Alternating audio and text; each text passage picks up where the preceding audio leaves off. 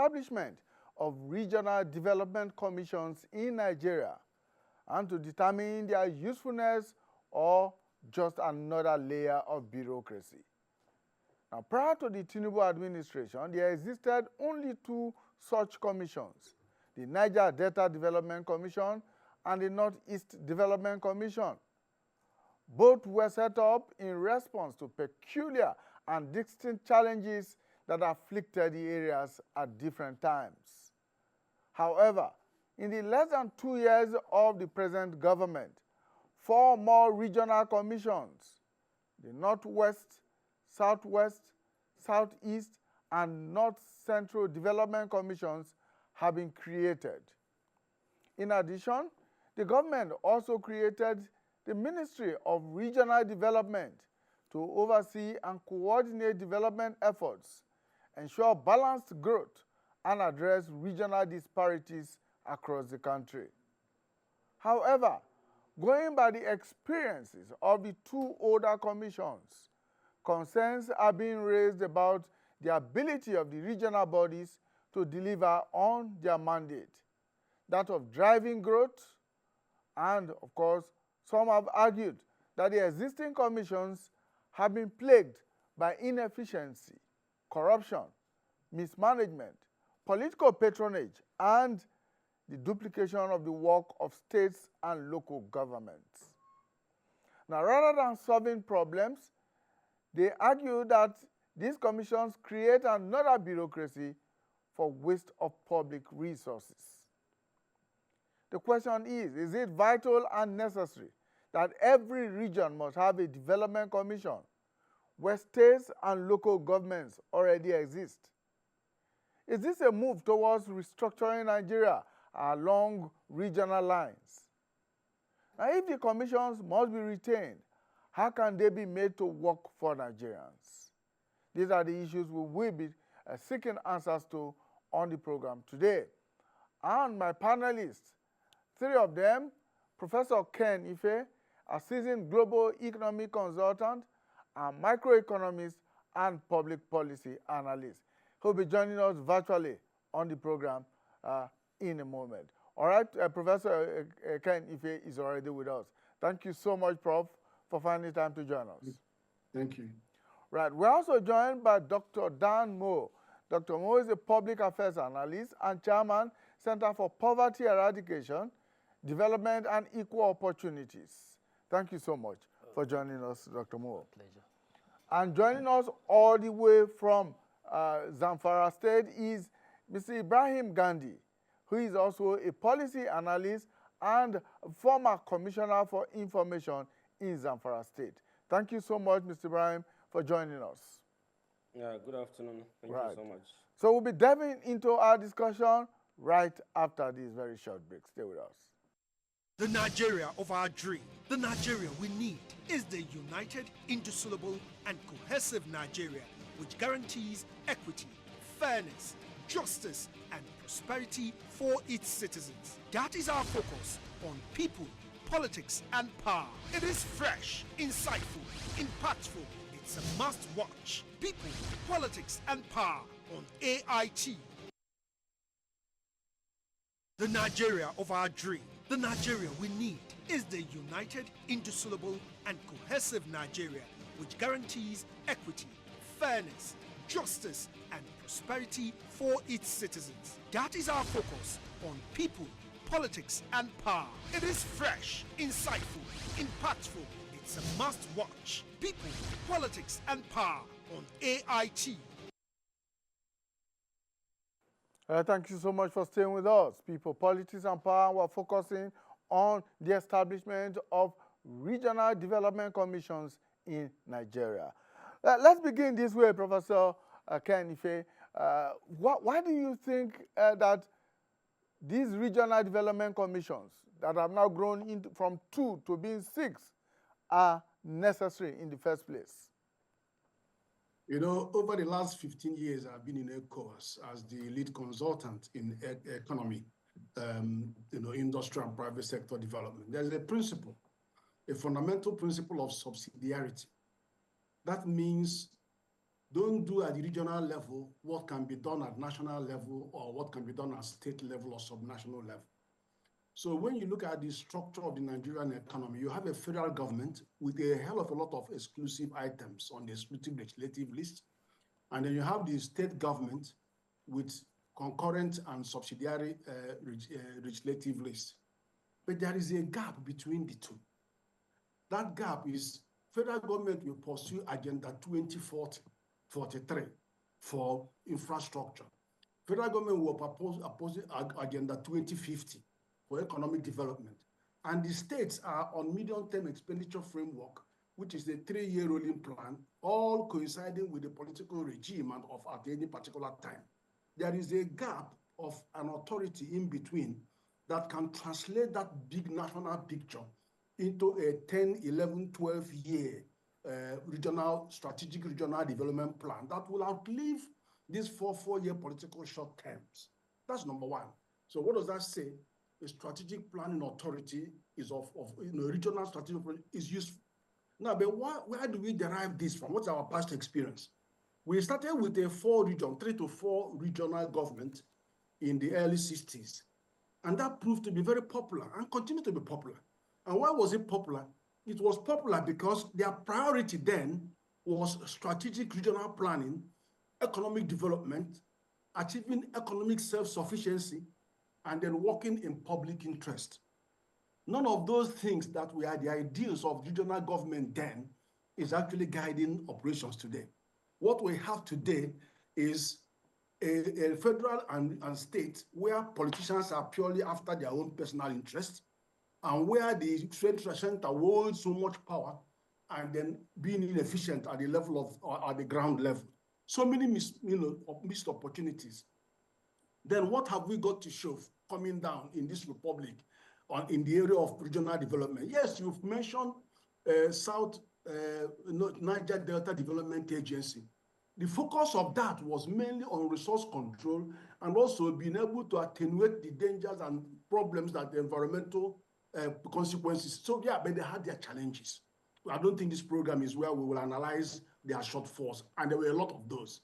Then we have a Northeast that was born of necessity of a severe security challenge that took a lot of our ungoverned spaces into the hands of terrorists and ravages and all kinds of things. So it came in and actually did a lot of good work, to be honest, because it galvanized the regional state governments there, and they meet regularly, they do strategic planning, and they're not only fighting security, but also doing other things. There are a lot of things that they are doing. And also be able to bring together development assistance aligned to local development goals. So they are a very good example of how we can proceed. Now you also have Southwest and Motekun that said, okay, there is something good about regional security architecture in the framework of a national security architecture. And that Amotekun thing shows an example of how community policing can actually work effectively at regional level. So what you have here are pieces of evidence that you can put together to say, how do we now bring this and other things together?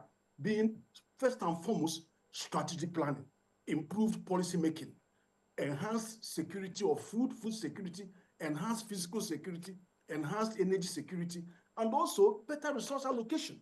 How do you bring that, and how do you bridge a gap between excessive power wielded by the federal government and then the local authority and state government that are far in between? So you need an authority in between them to look at certain things like, for example, you have River Basin Authority.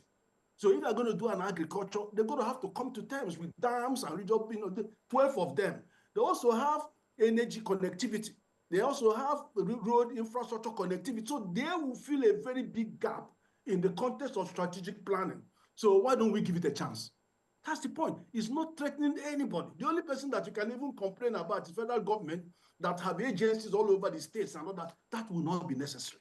Federal government will focus on offloading some of the exclusive list items that are totally defeatist, and especially water supply. What are you doing with water? Why are you intervening in water supply? Why are you intervening in agriculture? Leave all those to regional authorities. Let them get on with it. So that is my take on this. We could benefit as a country if we can see the opportunity that this will portend. All right, Mr. Gandhi, let's bring you in now. And let me take up from the point at which Professor Ife stopped, which is that the regional development commissions are necessary because they will enhance strategic planning and resource allocation, mobilization and allocation. Yet there are others who think that this is another layer of government between the federal and the states and, of course, the local governments. What are your thoughts? You see, good afternoon. My take on this is that quite okay, like the professor has said, the regional development agencies can go far away in bringing or solving some of the problems, especially faced by these regions, especially we here, for example, in the Northwest. In the last 15 years, the region has been so devastated. When it comes to infrastructure, you find that there's serious dilapidation in most of the infrastructures in the Northwest region. So just like the Niger Delta Development Commission has been established so that some of the problems of the Niger Delta can be solved, especially in the area of decay in infrastructure and also in oil spills that has caused a lot of problems. Once there is proper funding for these agencies, especially the regional development agencies, just like what TED Fund is doing in Nigeria, we have the Federal Ministry of Education in Nigeria, but yet TED Fund has come in now, and the work of the TED Fund in all the institutions of Nigeria is so wonderful. So I think if proper funding can be provided for these regional agencies, I think they can go far away because from here to Abuja to the Federal Ministry probably of Education or for health or for other departments, it takes time for somebody from here to travel to Abuja to probably lay his complaints about what is happening in the Northwest. But once these regional agencies are established, especially our own Northwest Development Commission is going to be established in Kano. So within a few hours or a few minutes, somebody from KB or somebody from Sokoto or Zamfara can really go to the agencies that is so close to him to probably complain about certain things happening in the Northwest. So I think, like the professor has said, I quite agree that the establishment of these regional development agencies can go far away, in bringing about developments in this region, especially this infrastructural decay and where you have a dearth of facilities. And once these agencies are well properly funded, I think they can go far away in bringing about succor, to the people, just like what the Northeast Development Commission is doing. I think they have so far been doing a very good job. And once other regions also come up with their own agencies, I think these regional agencies can go far away, in solving some of the problems the regions are facing. Like here in Gusau, for example, or in Zamfara, our main problem is security problems. Most of our farmers cannot go to farm to be able to work on the farms because the bandits have been able to prevent them from going to even to travel. But I'm sure with the establishment of these agencies, they can go far away and bringing about, agricultural development in the region or educational development. Like in most of our schools, you find that there is serious decay because the bandits have gone far away in destroying some of these schools, in some cases even burning them. So I think once you have an agency like this, it can really go a long way in bringing about development, solving this infrastructural decay. And of course, what we really need when these things are established is to be able to post honest people who can be able to manage the resources and work, for the benefit of these regions. I always bring this state fund as a good example. Go to the federal institutions or the federal universities in Nigeria. You see the wonderful work TED Fund is doing in most of our institutions in Nigeria. So I think once the agencies are established and well funded, I think they can go a long way in bringing about succor to the people, especially in the regions that are seriously suffering now. All right. For example, the Federal Minister of Agriculture cannot come to Zamfara for certain reasons because there's a serious security problem, or the Minister of Education. I think we can easily walk into any office of the regional agencies to be able to bring our problems, and I think some of them will really be solved without any difficulties. So the establishment of the regional agencies, as far as I'm concerned, can go a long way, in solving some problems that are being faced in these regions, especially the Northwest region that has been totally destroyed now by insecurity. All right, thank you so much, Mr. Gandhi. We'll come back to you, and well, when I do come back, we should be exploring whether or not these development agencies is another level of governance or another level of government. After the federal, we now have regional commissions and then state and local governments with all the resources trickling down along that line. But let me bring in Dr. Moore at this point in time. You have listened to Prof. Yes. You have listened to Mr. Gandhi. Yes. What are your thoughts on the establishment of these regional commissions?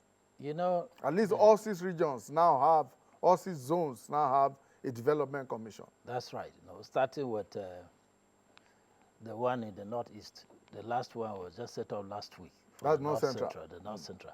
You see, agencies, which is the process of setting up agencies or commissions.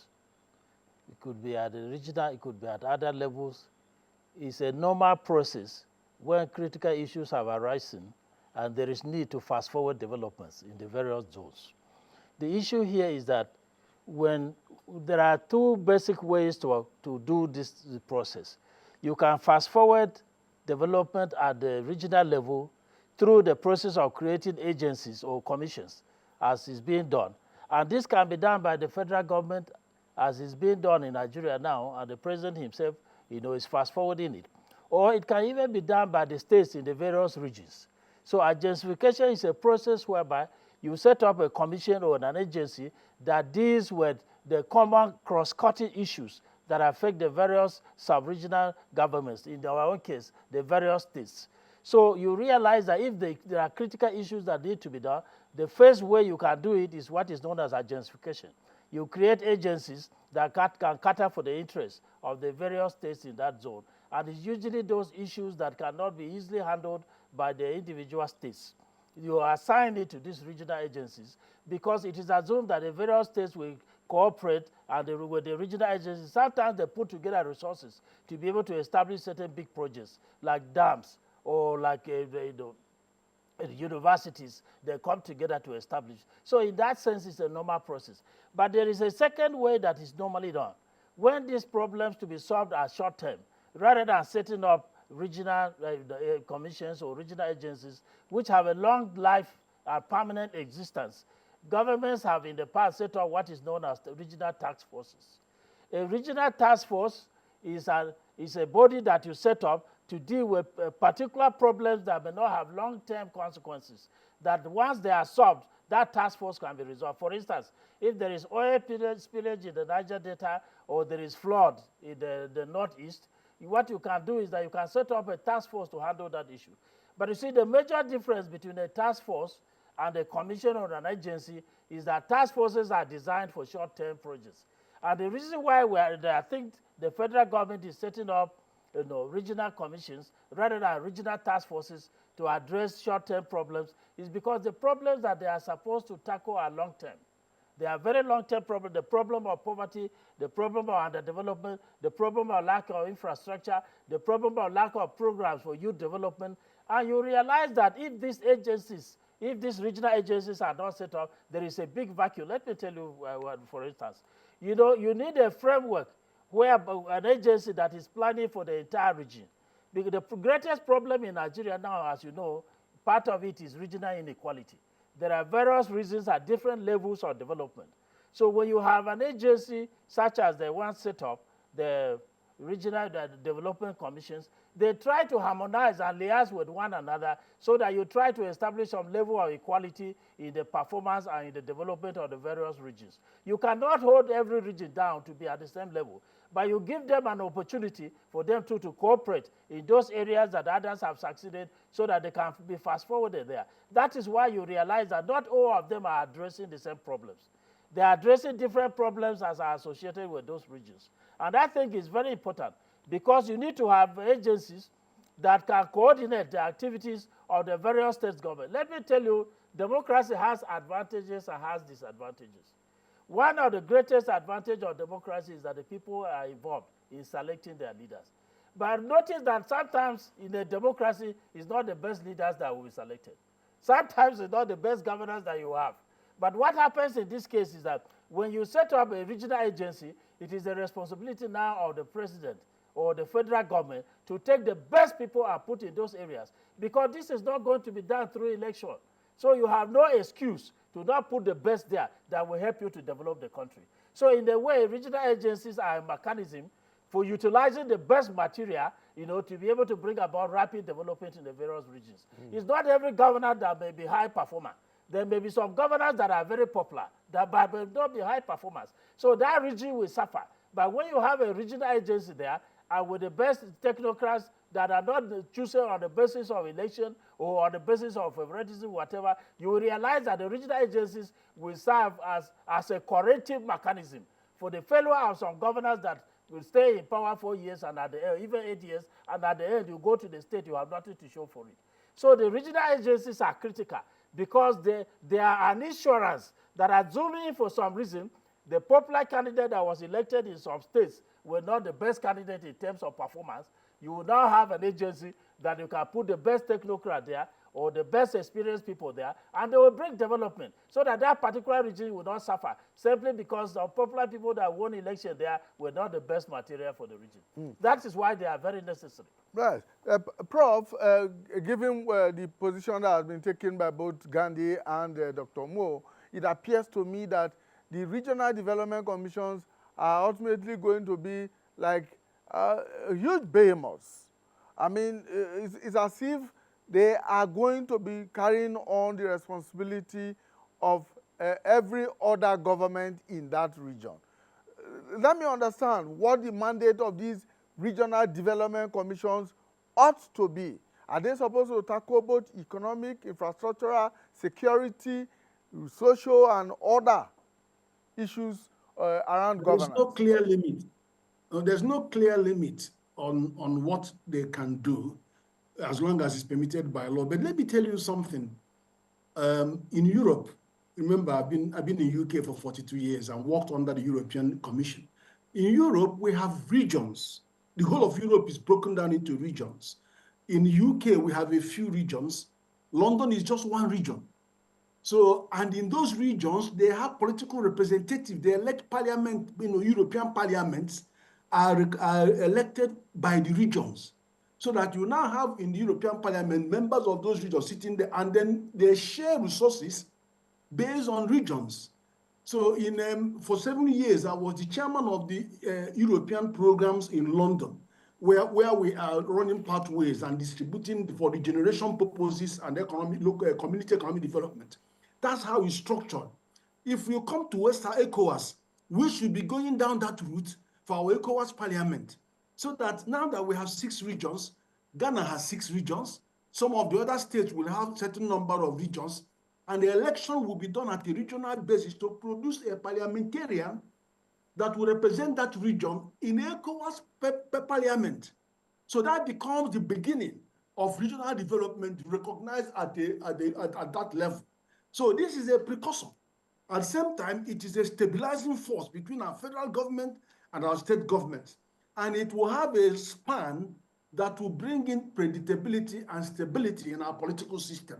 Because president hangs in for 4 years, governor comes in for 4 years, regional authorities will run with programs that could be for 10 years or 12 years. So they will stabilize. They will become a stabilizing force. So it has value. But at the same time, while we acknowledge all the merits of it, we also need to be aware that there can be some potential demerits. One of them you have already seen, which is some form of inefficient allocation of resources. You've seen what's going on in NDDC, and then how many times there has been massive interruption, correction, all kinds of things that have happened in there. You can also have a potential for a clash between the regional authority and federal government, especially where some of these government agencies have branches in all of the states and all of that, but we can sort that out by beginning to claw back federal presence in somewhat. Let the region do more of the work that federal is spreading is all over the place. There could also be limited funding. Look, if you've talked about TED Fund being able to do fantastic job across government universities. And so that is great. We're also saying to them, include non-government universities, private universities. But it has potential. And we want to see that potential, well, sometimes they could be starved of fund. But if they are allowed to function well, you are going to find that they will add so much value to the states that states will be prepared to counterpart some of the funding that the region will bring in, because the regional body is bringing in 15% revenue from consolidated revenue fund. So he's not actually taking the money away from governors. He is bringing in, his money is going to come from consolidated. So it's an additional resource that will come to the region. So they should be able to match whatever they bring into the region, as well as federal government can match what they give to the region. So you could get money each way, and the development partners externally, like World Bank and ADB, all those ones, they can also bring counterparts, bring some funding. So you can see that the region will sit in the middle and they align resources from federal, resources from development partner, and then from those respective states, and as well as handle the allocation of these resources to areas of comparative advantage of the state. Do you know that the issue of state viability disappears when you talk about region? Because you don't need to focus on states anymore. If the assembly want to create at one state, that's their business. Region doesn't care. You cannot say that no region is viable. The 6 regions are viable on their own. So it doesn't matter whether they have 50 states underneath them. As a region, they will handle the allocation of their resources. They will have stable regime, economic, and they will develop. So that is a very big plus to the big question about viability of state. And to be honest with you, many states are not viable. They are not viable because they're all hanging on revenue shared every month, in fact, and they're not thinking about strategically about how to address energy security in their state, food security in their state, all the issues, physical security of their state. But at the region, they can plan well. What this state doesn't have, the other state will have. And they can look at economic self-sufficiency at the regional level. Very, very easy to do that. All right. Mr. Gandhi, let's push that a little bit further. Prof has mentioned the issue of funding here, which is an issue that we must look at. As it is today, the development commissions are funded exclusively by the federal government. Now, considering the fact that these regional commissions serve specific regions where you have state governments that collect allocations and resources from the federal purse, is it too much to ask that the states should also have some counterpart funding for those regional development commissions to operate? Well, my take on this is that even the local government powers of trying to develop their respective areas have been overtaken by the governors. And in most of the states of the Federation, the state governments too are not doing well. So I think with the coming of these commissions and with proper funding coming from the federal government, I think they can perform far, far ahead of the governors and even the local governments. We find that allocations given to the local governments have been overtaken by the governors. Even with the Supreme Court judgment, monies are still not coming to the local governments as it should be. And the state government too, some of them are not doing well. I think with the coming of the commissions and getting proper funding from the federal government, they can go in a far away, in bringing about succor to the people of these regions. Like I said, some of the federal ministries that we have are not also functioning well. And because the commissions have direct funding from the federal government, I think they can do a wonderful job. So what we are saying is that now that the commissions have been established in all the regions of the federal government or of Nigeria, It is now up to the federal government and, of course, to the National Assembly to ensure that proper funding is given to all the commissions, and then they can sit down, because if you establish a commission, then it is expected that you should have good brains to come to work there, not politicians. Politicians can give in their input so that the commissions can function well, but the best way to go about it is to be able to provide very excellent hands and brains that can come and work in the respective regions, because they are not elected. Let them now look at the problems of the respective regions and come up with solutions that can bring succor to the people of the. If you look at the federal basin developments, they are also not functioning well. Just recently, we had a dam collapsing in Maiduguri, in Borno, with a lot of calamities affecting the people. So if these agencies are functioning well, and you have very good hands to go about their work, I think the benefits that we can reap from these commissions will be very wonderful. So what we are saying is that now that the commissions have been established in all the regions of the Federation, then it is up to the National Assembly and the federal government to ensure that monies are provided as at when due, so that these commissions can function well. And we don't want to have the experiences of the Niger Delta Development Commissions, because you have a lot of probe panels, you have a lot of corruption going on in the NNDC. Many reports have been given by the various committees established by the federal government, and it is established that monies are being siphoned, from some of these commissions, because the honesty is not there. That is why I said, if you are going to provide leadership to these commissions, please conduct interviews so that good brains can be selected, and try to pick up honest people who have the feelings of the people around them at heart, not people who just come around and steal people's money and just go like that. So the establishment of the commissions is not enough. We need to have proper funding, one, and then we need to have very good hands to manage these commissions, so that we don't have the experience of the Niger Delta Development Commission affecting the other regions as well.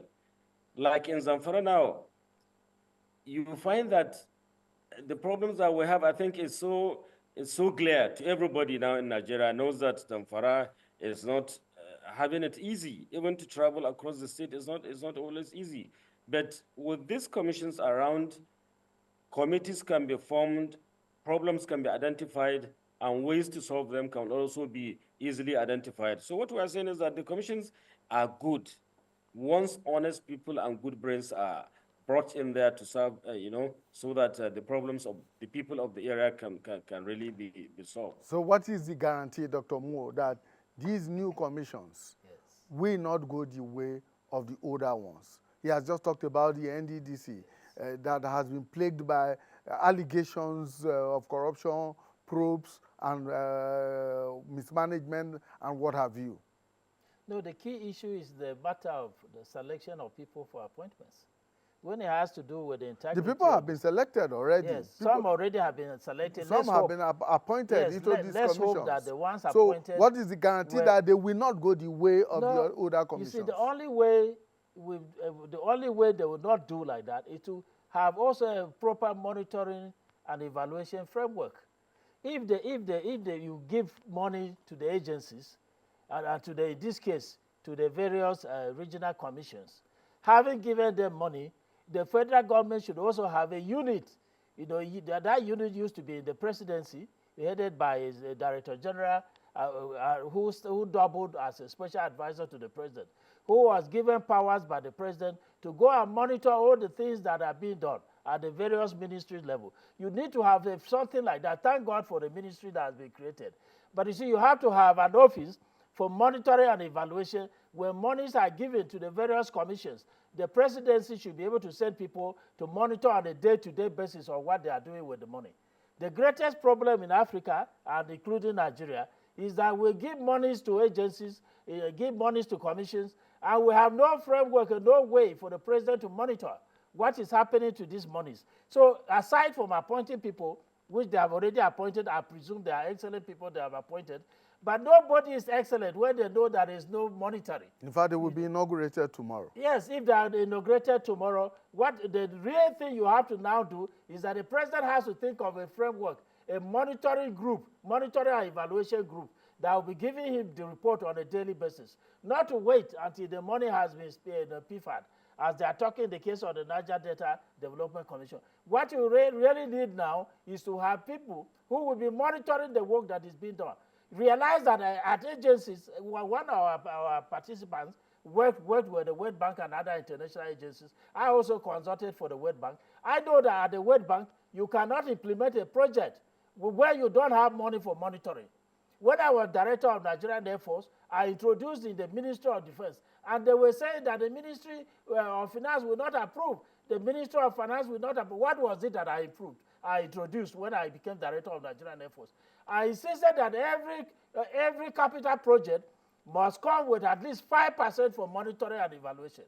And the ministry told me that this will not be approved, this innovation. Fortunately for me, at that time the minister was Dr. Okonjo Iweala, who was used to the necessity of having money for monitoring. So for the first time, Minister of Defense, my colleagues were surprised that Air Force was not just given capital money, the Department of Air Force was also given money for monitoring, so that all our projects, there was money on the ground to monitor them. That is what is done in international agencies. You do not give money and there is no provision for monitoring. So even if you say that you have research, PRS, planning, research and statistics, if they don't have allocation for that purpose, even in that ministry, internal monitoring will not be carried out. So what we need to do is to do as policies are done everywhere. When you vote money for them, if you vote money to do a road, say from Lafayette to Makurdi, then you have to vote money for 5%. In the US, it's 10%. Every capital project has a monitoring amount attached to it. I was able to do that for Minister of Defense. Now they are enjoying it because Okonjo Iweala had an international perspective. So he approved initially for the Air Force. Every project in the Air Force. For instance, what happened while I did that was that we ordered aircraft from Russia. And the aircraft arrived, we were stationed in the Mi-35. We stationed them in Port Harcourt, and none of them flew for even 1 hour. So I insisted when I became director of Air Force that when we order aircraft, you must have our staff right there in the factory where the aircraft are being manufactured. And you cannot do that if you have no money for monitoring and evaluation. With this 5%, it was possible for me, when we ordered the 15 F-17 from China, and the 3 trainers were ordered, myself and Kwankwaso, when he was my minister of the defense, we assigned people at the factory there. The advantage of this is that as the aircraft were being made, we had Nigerians, the officers who were technical engineers, who were there as the aircrafts are being, they came back and were able to maintain this aircraft very well. So the problem is that this issue of monitoring and evaluation is very critical. Do not allow any project to be implemented, and as they are making the budget, if you want any project to succeed, every project should carry 5 to 10%. Okay. All right. As monitoring. Yeah. If not, the money will be wasted. All right. Prof, let's bring you back in very quickly. How do you respond to those who say that the establishment of these commissions may just be political, for political purposes? And if that is not the case, if it is for development purposes, how do you insulate these commissions from political interference? Well, part of the weakness is how do you select the officers of the commission? Is it going to be a process whereby you may have a regional election to elect people to that regional house so that people's mandate is there? Or is it going to be one where federal will just choose who to send, which means the ruling party will just populate the commission with its own political party, and then pressure will come when they begin to interact with governors that are from different parties. So that's the political realm.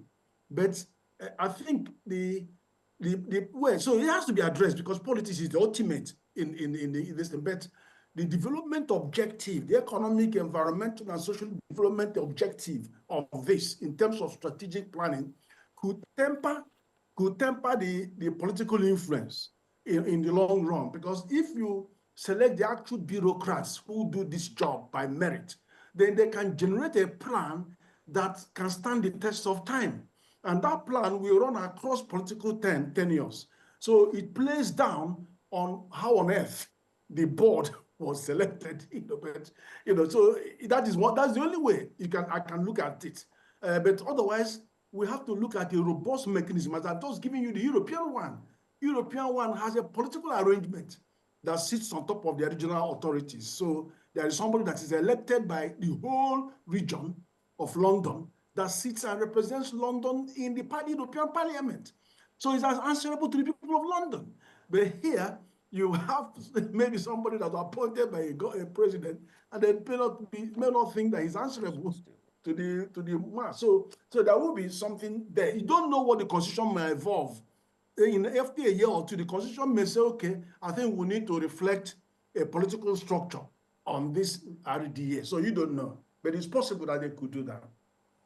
All right, Mr. Gandhi, your thoughts on this? First of all, let me start. Although this should have been said at the beginning of the program, what I'm saying, let us first of all commend Mr. President for establishing these commissions, because if they are properly managed, I think they can go a long way in bringing about development to these regions. I think there are 2 or 3 ways that these agencies can be made to function properly. One, I think we should try to, as much as possible, involve the governors of the region.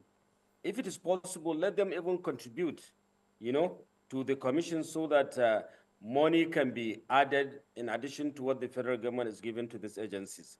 And then 2, like I said earlier, please let us have very honest people that have been tested and trusted, and give them positions in this. Even if management have already been chosen or selected, I think we can still go back and look at it.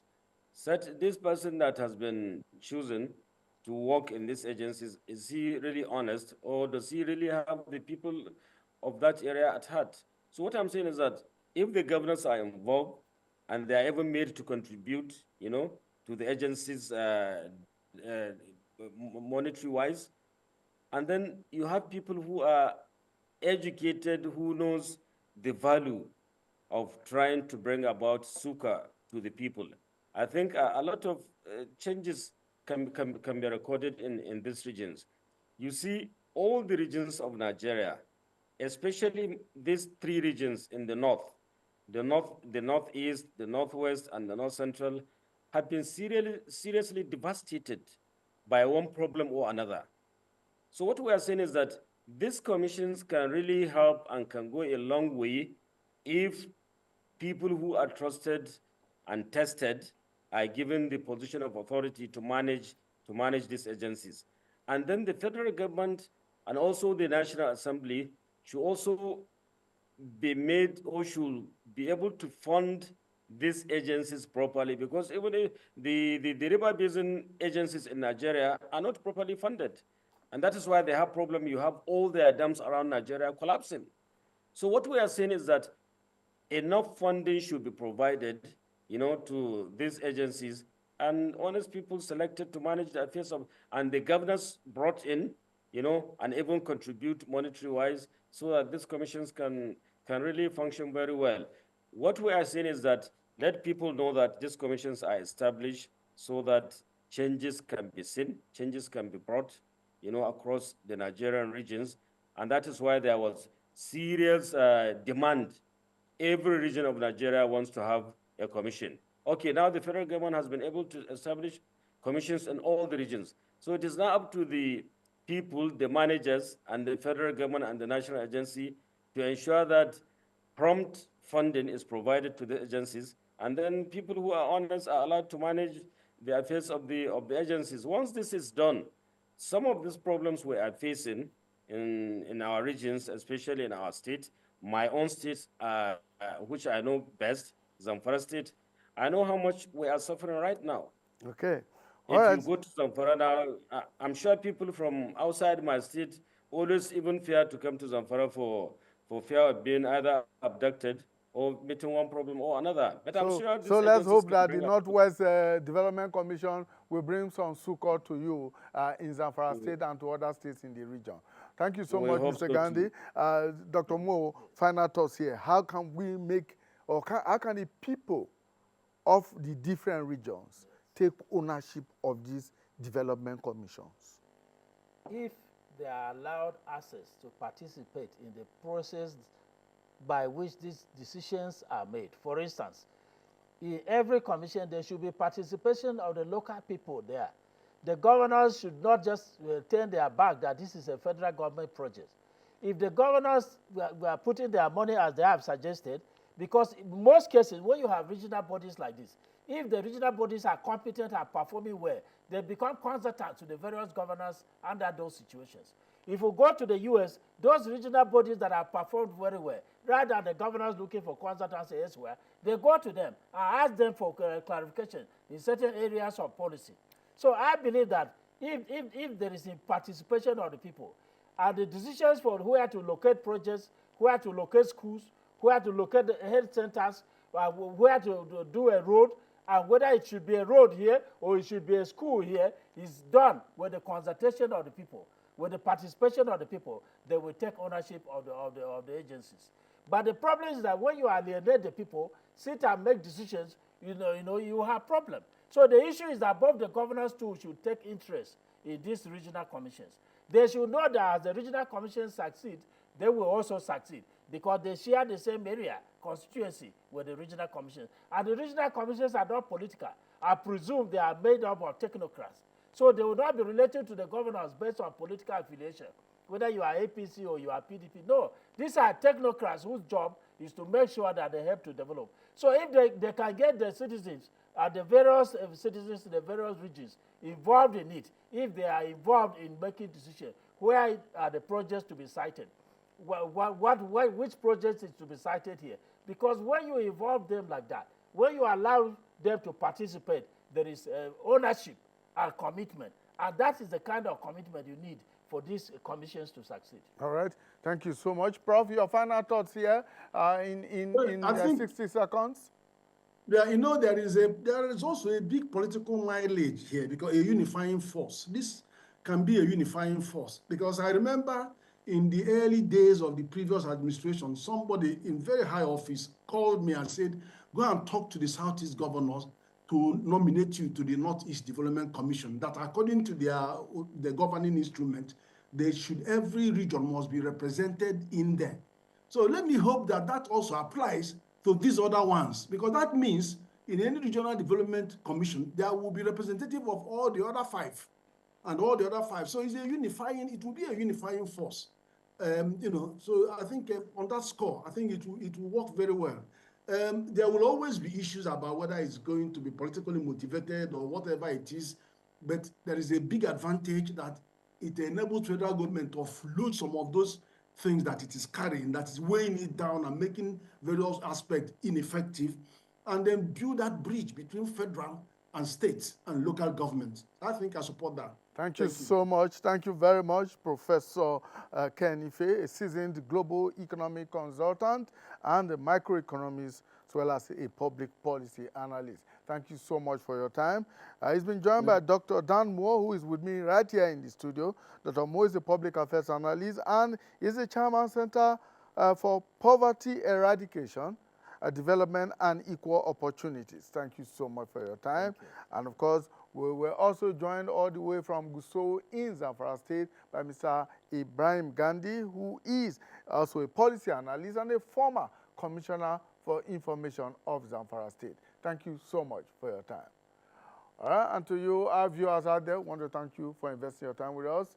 You can always watch this program anytime you want to by going to our YouTube channel and, of course, to our online platform. You will be able to watch it and, indeed, drop your comments. Bye for now.